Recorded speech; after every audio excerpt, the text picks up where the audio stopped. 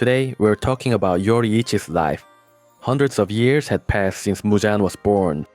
It was the Sengoku era. Around this time, twin sons were born to a samurai family. The older one was Michikatsu. The younger was Yoriichi. Yoriichi was born with a mark. Their father saw the mark as a bad omen, so he tried to kill him. But their mother stopped him. Instead, Yoriichi was to be sent to a temple at 10. After that, he was treated differently. Michikatsu got all the support, even a private instructor. Yoriichi grew up in a room the size of a ping pong table. To his father, Yoriichi was an idiot. He was always with his mom, didn't talk, and seemed deaf. His father didn't like it. Then one day, Yoriichi ran into his father at home. His father tried to slap Yoriichi. Then Michikatsu took the hit for him. Later, Michikatsu gave Yoriichi a flute and said, "Blow it and I'll come running." That day, Yoriichi thought, "I want to be the second strongest samurai, right after my brother." From then on, Yoriichi just watched his bro's training. One day, he asked to be taught too. The instructor gave him a wooden sword and said, "Come at me." Yoriichi swung it a few times. The instructor got beaten up and passed out. Yoriichi was a low-key OP. From that day on, Michikatsu followed Yoriichi. He asked for pro tips, but Yoriichi only said weird stuff. After that, word spread.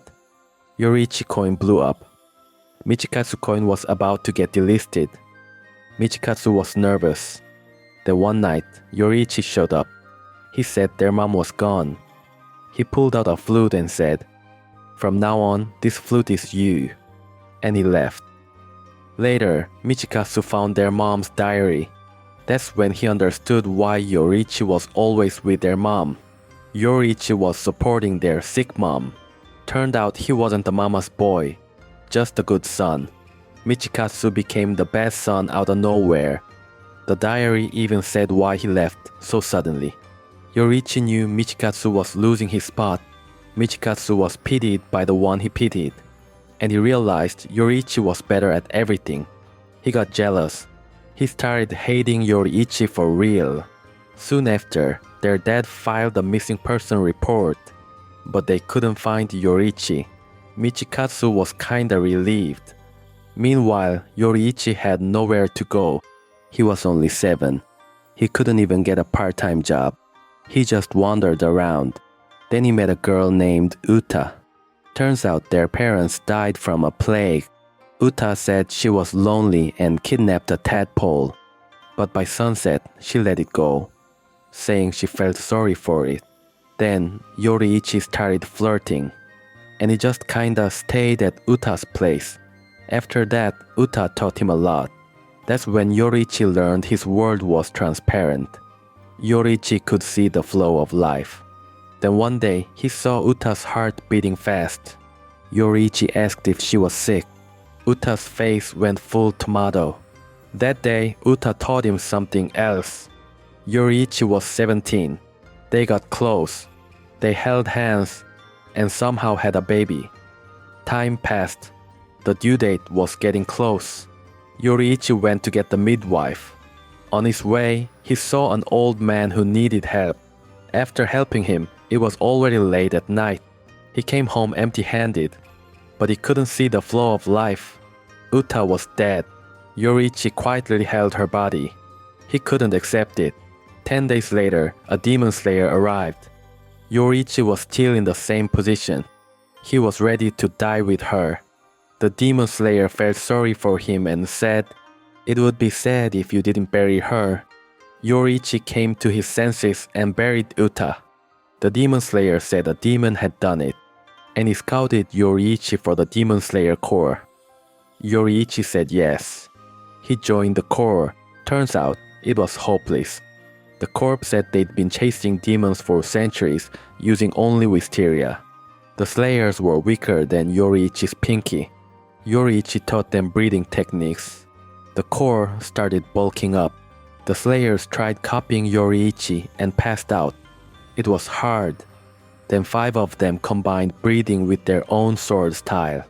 They even gave them names, Flame, water, wind, thunder, and stone.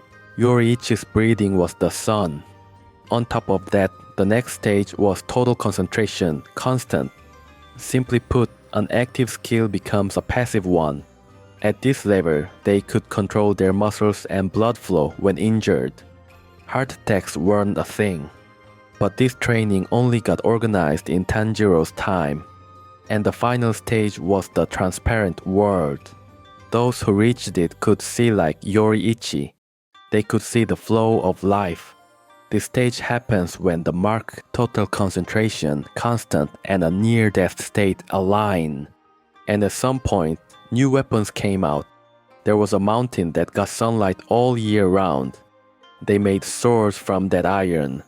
If you cut a demon's head with it, they died. They called it the Nichiren sword. It was a special sword.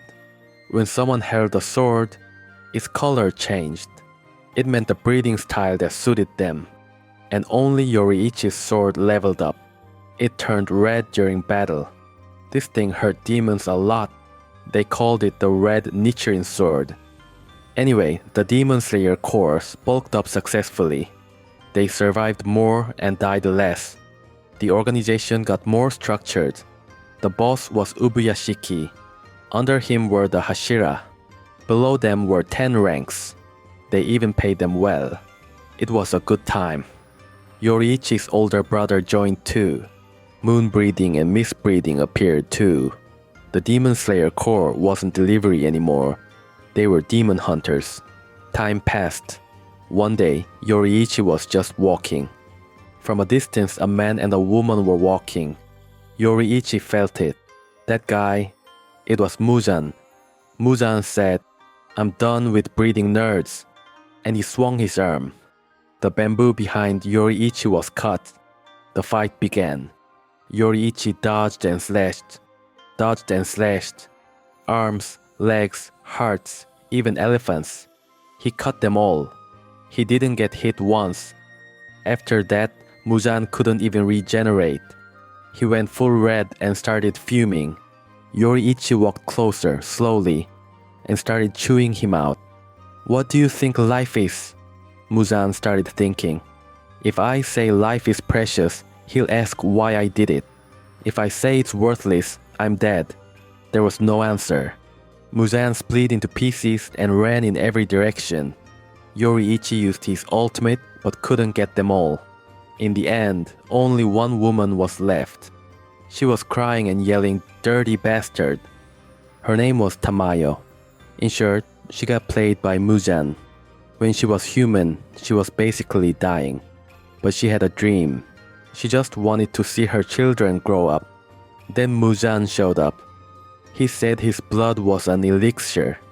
Tamayo drank it and became a demon, and she killed her own children. After that, she gave up and became one of Muzan's Leki. Anyway, Yoriichi comforted Tamayo. Just then, Tamayo got disconnected from Muzan. She started talking shit about Muzan. She said that fucking idiot Muzan is gonna stay hiding now. Yoriichi told her to help hunt Muzan down. Then he let her go. After that, he went to the Demon Slayer Corps, but the members were pissed. He heard his brother had turned into a demon and even killed the boss. After hearing everything, Yoriichi said, "Muzan got away. I let Tamayo go." Yoriichi couldn't read the room. The core members were furious. Some even told him to commit seppuku. Then the next boss, a 6-year-old, showed up and stopped them. In the end, Yoriichi got kicked out. Then Yoriichi went back to the old house. There, he saw a couple being chased by a demon. Yoriichi saved them, and it turned out the woman was about to give birth. Yoriichi brought the midwife, but apparently the couple was squatting in his house. He forgave them and left. And 2 years later, Yoriichi came back. He started talking about his dark past, from childhood to when Muzan got away. He said he was useless. Then Mini Sumiyoshi asked for a hug. Yoriichi hugged her and cried. Guess he was remembering the old days. Anyway, Sumiyoshi went and told his wife. From then on, his wife kept asking to show the sun breathing. Yoriichi became a clown for a while. Sumiyoshi watched and memorized it. Sometime later, Yoriichi left. The sun breathing lived on as a dance in Sumiyoshi's family. Later, Yoriichi's whereabouts became unknown. It's believed he was looking for Muzan.